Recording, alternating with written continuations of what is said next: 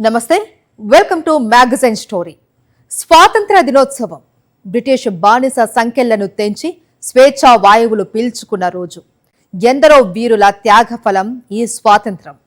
వందల ఏళ్ల పోరాట ఫలితం ఈ స్వాతంత్రం. ప్రజా ఉద్యమాలు, పోరాటాలు, త్యాగాలు, అహింసా మార్గం, శాసనోల్లంఘన, quit India, Azad Hind Fauj, military వ్యూహాలు, అంతర్జాతీయంగా ఒత్తిళ్లు, అన్ని కోణాల్లో భారతీయులు ఏకమై చేసిన పోరాటమే తెల్లదొరలను తరిమికొట్టింది. 80వ స్వాతంత్ర దినోత్సవ వేడుకలను దేశమంతా సగౌరవంగా జరుపుకుంది. కానీ ఆంధ్రప్రదేశ్లో మాత్రం రెడ్ బుక్ అరాచకాల సాక్షిగా అణచివేత పర్వం కొనసాగుతుంది.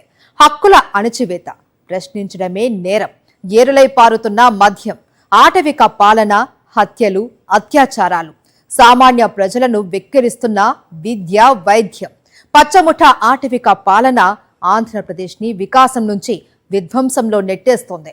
5.5 కోట్ల మంది ప్రజల భవిష్యత్తుని అపహాస్యం చేస్తోంది. దీనిపైనే ఇవాల్టి మ్యాగజైన్ స్టోరీ.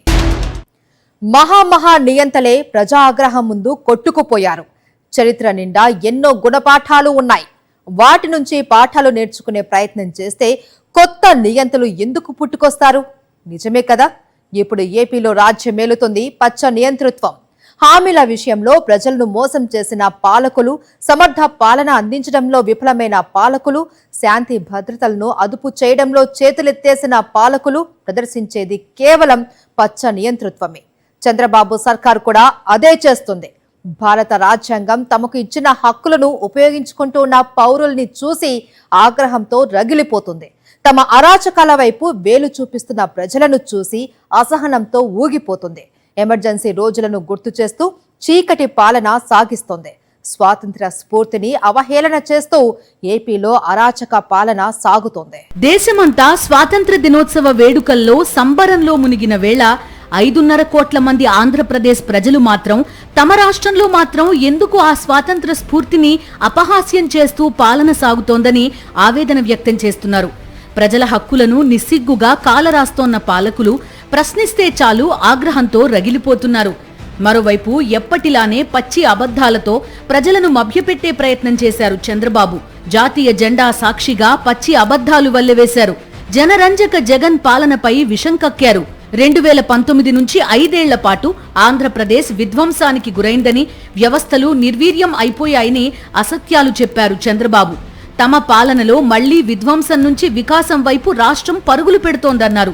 కానీ అసలు నిజమేంటంటే ఆంధ్రప్రదేశ్ని వికాసం నుంచి విధ్వంసంలోకి నెట్టేస్తోంది చంద్రబాబు పాలన.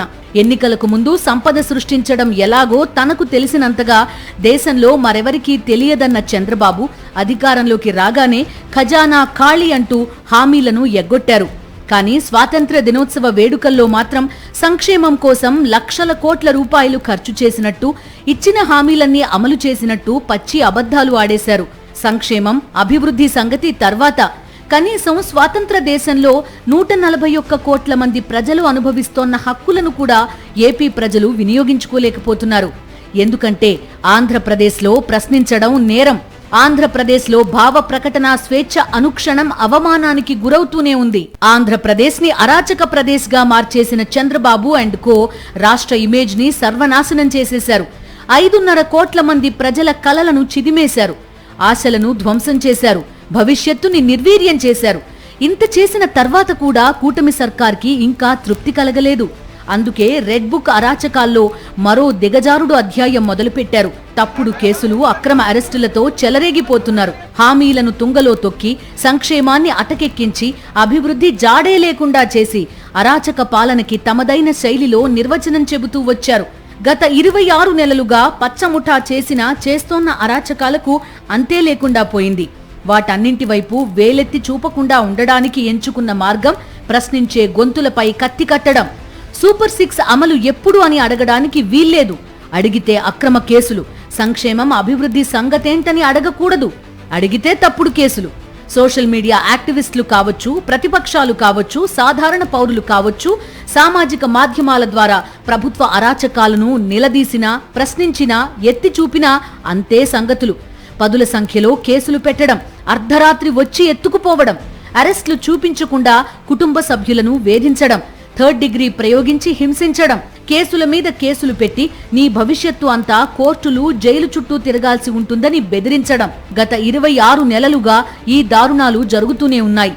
ఇన్ని జరిగిన తర్వాత కూడా చంద్రబాబు ప్రభుత్వ అరాచకాలను ప్రశ్నించడం, నిలదీయడం అటు ప్రజలు ఇటు ప్రతిపక్షం మానలేదు. రెడ్ బుక్ అరాచకాలతో వ్యవస్థలను గుప్పిట పట్టి బరి తెగించి వ్యవహరిస్తున్న చంద్రబాబు ప్రభుత్వం తన నిరంకుశ అరాచక పోకడలను ప్రశ్నించే వారిపై ఉక్కుపాదం మోపుతోంది. తమ తప్పిదాలను ఎండగట్టే సోషల్ మీడియా యాక్టివిస్టుల గొంతులు నొక్కడం, అక్రమ కేసులు బనాయించడం, జైళ్లకు పంపడమే ధ్యేయంగా చంద్రబాబు అధ్యక్షతన మంత్రివర్గం జులైలో కొన్ని నిర్ణయాలు తీసుకుంది. ప్రభుత్వంతో పాటు ప్రభుత్వంలో కొనసాగుతున్న వ్యక్తులు చేస్తున్న తప్పులను సోషల్ మీడియా ద్వారా ప్రశ్నిస్తుంటే ఎవరైనా ఏం చేస్తారు? సరిదిద్దుకుంటారు.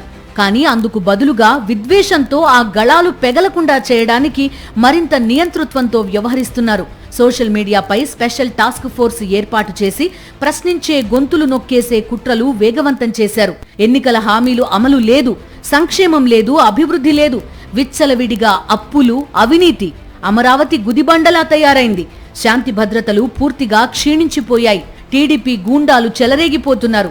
వీటన్నింటిపై ప్రజలు సోషల్ మీడియాలో ప్రశ్నిస్తుంటే సహించలేని పాలకులు మరింత బలంగా భావ ప్రకటన స్వేచ్ఛ గొంతుపై కత్తి కడుతున్నారు. అత్యంత దారుణమైన విషయం ఏంటంటే పాలకుల కుట్రలకు కాకీలు కూత పెడుతున్నారు. పౌర హక్కులను కాలరాయడంలో పోలీసుల పాత్రపై తీవ్ర విమర్శలు వస్తోన్నా హక్కుల హననంలో కాకీలు చెలరేగిపోతున్నారు. ఇవాళ రాష్ట్రంలో పోలీసు రాజ్యం నడుస్తుంది. భావన ప్రజల్లో కలగడం అత్యంత ఆందోళనకరం. పోలీసు వ్యవస్థ ప్రజలకు భరోసా ఇవ్వాలి, భయాన్ని కలిగించకూడదు, చట్టాన్ని అమలు చేయాలి, రాజకీయ కక్షలు ఆయుధంగా మారకూడదు. ప్రజలకు రాజకీయ పార్టీలకు భయకంపితులు చేసి రాజకీయ ప్రజలను సాధించాలనే విధానం ఏ ప్రభుత్వానికి మంచిది కాదు. ప్రభుత్వాన్ని విమర్శించే వ్యక్తికి రక్షణ ఉండాలి. ప్రతిపక్ష కార్యకర్తకు హక్కులు ఉండాలి. ప్రతిపక్షాలను శత్రువుగా చూడకండి. ప్రశ్నించే గొంతులను అణచివేయకండి. పోలీసులు రాజకీయ ప్రయోజనాలకు వాడకండి. చట్టాన్ని అందరికీ సమానంగా అమలు చేయండి. ప్రజలు ఇచ్చిన అధికారాన్ని ప్రజలకు సంక్షేమం కోసం వినియోగించండి. ప్రజారంజక పాలనకి చంద్రబాబు డిక్షనరీలో చోటే లేదు. అందుకే కుదిరితే ప్రజలని మభ్యపెట్టడం, లేకుంటే బలప్రయోగంతో ప్రజా చైతన్యాన్ని అణచివేసే కుట్రలు చేయడం చంద్రబాబుకి బాగా తెలిసినవి ఇవి రెండే. అందుకే స్వాతంత్ర దినోత్సవ వేడుకల్లో మరోసారి అరచేతిలో వైకుంఠం చూపించే ప్రయత్నం చేశారు. హెల్దీ, వెల్దీ, హ్యాపీ ఏపీ లక్ష్యంగా 10 సూత్రాలు రూపొందించామని చెప్పుకొచ్చారు.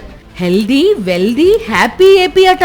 వీధి వీధిలో ఏరులై పారుతోన్న మద్యం ఏపీ ప్రజల హెల్త్ ని ఎప్పుడో శపించేసింది. ఇక వెల్తట. వీళ్ల అరాచక పాలన దెబ్బకి ఏపీ పేరు చెబితేనే పెట్టుబడిదారులు పారిపోతున్నారు. పెట్టుబడులు లేవు, కొత్త పరిశ్రమలు లేవు. ఉన్న కంపెనీలు పక్క రాష్ట్రాలకు తరలిపోతున్నాయి. ఉద్యోగాల కల్పన లేదు. ఇక రాష్ట్రానికైనా ప్రజలకైనా వెల్త్ ఎక్కడి నుంచి వస్తుంది? ప్రభుత్వ తప్పులను, అవినీతిని, అక్రమాలను ఎత్తి చూపడం, ప్రశ్నించడం ప్రజల హక్కు మాత్రమే కాదు, అది బాధ్యతాయుతమైన జీవన విధానం కూడా. ప్రజలు అత్యంత బాధ్యతగా పాలకుల తప్పులను ప్రశ్నిస్తుంటే సహించలేని పచ్చముఠ ప్రజాస్వామ్య స్ఫూర్తికి సమాధి కడుతోంది. స్వాతంత్ర్య స్ఫూర్తిని అపహాస్యం చేస్తోంది. నగరాలు, పట్టణాలు, గ్రామాలు అన్న తేడా లేదు. ఆంధ్రప్రదేశ్లో ఇప్పుడు ఎక్కడైనా ఎప్పుడైనా మద్యం దొరుకుతుంది. తాగమంటూ బెల్ట్ షాపులు ప్రేరేపిస్తాయి. అసలు అలవాటు లేని వాళ్ళకి మద్యం అలవాటు చేస్తాయి. ఎప్పుడైనా ఒకసారి తాగే వాళ్ళకి అడుగడుగునా అడ్డం పడుతూ తరచుగా మద్యం తాగేట్టు చేస్తాయి. ఆ తర్వాత ఇక మద్యానికి బానిసలైపోవడం, గొడవలు, నేరాలు, కుటుంబాలు రోడ్డున పడటం. మారుమూల గ్రామాల్లో సైతం 24 గంటలు మద్యాన్ని అందుబాటులోకి తెచ్చిన చంద్రబాబు ఏపీ ప్రజల భవిష్యత్తుని శపిస్తూ ఉన్నారు. ప్రజలను మద్యం మత్తులో ముంచి ప్రశ్నించే చైతన్యాన్ని చంపేసే కుట్రలు పన్నుతున్నారు. మరోవైపు రెడ్ బుక్ అరాచకాల సాక్షిగా ఆంధ్రప్రదేశ్లో శాంతి భద్రతలు పూర్తిగా క్షీణించిపోయాయి. ఆంధ్రప్రదేశ్ ని మధ్యాంధ్రప్రదేశ్ గా మార్చడంలో చంద్రబాబు ప్రభుత్వం ప్రదర్శిస్తోన్న చిత్తశుద్ధి అంతా ఇంతా కాదు. మద్యం షాపులు, వాటికి అనుబంధంగా పర్మిట్ రూమ్లు, అవి కాకుండా ఇల్లీగల్ పర్మిట్ రూమ్లు, వాటితో ఆగకుండా ఊరూరా బెల్ట్ షాపులు. ఒక్క ముక్కలో చెప్పాలంటే ఏపీలో ఎప్పుడు కావాలంటే అప్పుడు, ఎక్కడ కావాలంటే అక్కడ మద్యం లభిస్తుంది. ఇంతగా ప్రజలను పీక్కు తింటున్నా సంతృప్తి చెందని టీడీపీ నేతలు నకిలీ మద్యం దందాకి తెరతీశారు. మద్యపాన ప్రియుల బలహీనతని ఆసరాగా చేసుకుని పచ్చముఠా ఏ స్థాయిలో చెలరేగిపోతుందంటే పరిశ్రమ స్థాయిలో నకిలీ మద్యం తయారీలో బిజీగా ఉన్నారు ఎల్లో రాక్షసులు. ఆంధ్రప్రదేశ్లో ఏరులై ప్రవహిస్తోంది మద్యం కాదు, నకిలీ మద్యం. నకిలీ మద్యం ఏపీ ప్రజల ఆరోగ్యాలను బలికోరుతోంది. మద్యం దందా అనగానే తెలుగు ప్రజలకు గుర్తుకొచ్చేది చంద్రబాబే. అధికారంలోకి వచ్చిన ప్రతిసారి మద్యం కేంద్రంగా పచ్చముఠా చేసే స్కామ్లు సాధారణంగా ఉండవు. ఈసారి టీడీపీ గూండాలు మరింత చెలరేగిపోతున్నారు. ఆంధ్రప్రదేశ్ ని మధ్యాంధ్రప్రదేశ్గా మార్చేస్తున్నారు. టీడీపీ లిక్కర్ సిండికేట్ రాష్ట్ర నలుమూలలా 24 గంటలు మద్యం విక్రయాలు సాగేలా చూస్తోంది. మారుమూల పల్లెల్లో కూడా బెల్ట్ షాపులు వెలిశాయి. ప్రజలను తాగుబోతులుగా మార్చడం, ముడుపులు దండుకోవడం లక్ష్యంగా చంద్రబాబు ప్రభుత్వం తీసుకొచ్చిన మద్యం పాలసీ ఏపీలో లక్షలాది కుటుంబాల్లో చిచ్చురేపుతోంది, రోడ్డుపైకి లాగుతోంది. ఎక్కడ పడితే అక్కడ మద్యం అందుబాటులో ఉంచి లిక్కర్ అలవాటు ఉన్న వాళ్లని తాగమని పదే పదే ప్రేరేపించే విధంగా పచ్చమూక పన్నిన పన్నాగం ఎన్నో దారుణాలకు తెరతీస్తోంది. ఆంధ్రప్రదేశ్లో 2 లక్షలకు పైగా బెల్ట్ షాపులు ఉన్నాయంటే పరిస్థితి ఎంత ఘోరంగా ఉందో అర్థం చేసుకోవచ్చు. మద్యం కారణంగా నేరాల సంఖ్య విపరీతంగా పెరుగుతోంది. రాజమండ్రిలో యువ వైద్యురాలి తలమీదికి 2 తాగుబోతులు కారెక్కించిన దారుణం చూసి దేశమంతా ఉలిక్కిపడింది. ప్రియాంక నిండు జీవితాన్ని బలి తీసుకున్న పాపం తాగుబోతులది మాత్రమే కాదు, ఏపీలో మద్యం ఏరులై పారేలా చేస్తోన్న పాలకులది కూడా. అటు మద్యం ఏరులై పారుతుంటే ఇటు టీడీపీ గూండాల అఘాయిత్యాలతో శాంతి భద్రతలు పూర్తిగా అదుపు తప్పాయి. మహిళలపై అకృత్యాలు, ఘోరాలు రోజురోజుకి పెరిగిపోతున్నాయి. అధికారం అండతో టీడీపీ గూండాలు చెలరేగిపోతుంటే పోలీసులు కూడా పచ్చకీచకులకు కొమ్ము కాస్తూ ఉండడంతో ఆడవాళ్ల మాన ప్రాణాలు పెను ప్రమాదంలో పడ్డాయి. గుంటూరు జిల్లాలో నడి రోడ్డుపై మహిళని వివస్త్రని చేసి చావబాదే స్థితికి వెన్నుపోటు పార్టీ రౌడీల పైశాచికత్వం చేరిందంటే ఏపీలో పరిస్థితి ఎంత ప్రమాదంగా ఉందో అర్థం చేసుకోవచ్చు. ఇంకా దారుణమైన విషయం ఏంటంటే నన్ను నడి రోడ్డుపై వివస్త్రని చేసి చావకొట్టారని ఆ మహిళ ఫిర్యాదు చేసినా చర్యలు తీసుకోవడానికి పాలకులకు చేతులు రాలేదు. చివరికి ఈ దారుణం వెలుగులోకి వచ్చి దేశ ప్రజలంతా అరాచక పాలనని దుమ్మెత్తిపోసిన తర్వాత కానీ ఏపీ పాలకుల్లో చలనం రాలేదు. 1 కాదు 2 కాదు, ఎన్నెన్నో ఘోరాలు, దారుణాలు, అఘాయిత్యాలు. 26 నెలలుగా ఆంధ్రప్రదేశ్లో ఆటవిక పాలన దుర్యోధన దుశ్శాసన దుర్వినీతి లోకాన్ని తలపిస్తోంది. అడ్డు అదుపు లేకుండా సాగుతున్న అఘాయిత్యాల పర్వంలో యువతులు, బాలికల వేదన అరణ్య రోదనగా మిగిలిపోతోంది. నిమ్మకు నీరెత్తినట్టు వ్యవహరిస్తున్న ధృతరాష్ట్ర పాలకులతో మాతృ హృదయాలు ఆవేదనతో కుమిలిపోతున్నాయి. జగన్మోహన్ రెడ్డి తెచ్చిన దిశ చట్టాన్ని రద్దు చేసిన చంద్రబాబు ప్రభుత్వం మహిళల భద్రతని ప్రమాదంలోకి నెట్టేసింది. నమ్మించడం, వంచడం, ఈ రెండింటిలో చంద్రబాబుకి ఉన్న నేర్పరితనం ఎంతో ఆంధ్రప్రదేశ్ని చూస్తే ఇట్టే అర్థమైపోతుంది. ఎన్నికల వేళ అరిచేతిలో వైకుంఠం చూపించారు, గెలిపిస్తే అద్భుతాలు చేస్తామన్నారు. అధికారం అందుకోగానే అరాచక పాలన మొదలు పెట్టారు. ఆంధ్రప్రదేశ్లో అన్ని వ్యవస్థలను విధ్వంసం చేస్తూ ప్రజల మీద పగ సాధిస్తున్న రీతిలో పాలన చేస్తోంది కూటమి ప్రభుత్వం. సంక్షేమం ఊసే లేదు, అభివృద్ధి జాడలేదు, పెట్టుబడుల ప్రస్తావన లేదు, ఉద్యోగాల కల్పన లేదు. వీటికి తోడు సామాన్యులు మాత్రమే కాదు, మధ్యతరగతి, ఎగువ మధ్యతరగతి కూడా బతకలేని దారుణ పరిస్థితులకు ఏపీ వేదికగా మారుతోంది.